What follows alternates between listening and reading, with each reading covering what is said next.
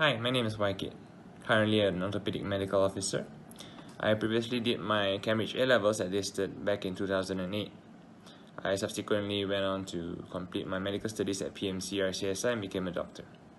So why did I choose DISTED? For me, the campus size of DISTED is perfect.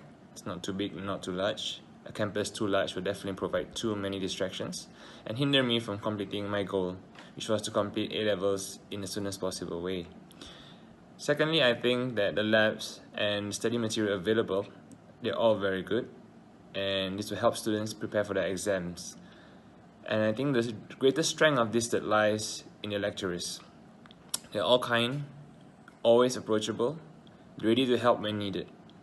They do not spoon feed you, which is good, because adult learning is promoted, and this is what's required when you go to university. So guys, do not rush your decision. Make an informed decision, make a smart one, because your decision will influence your future.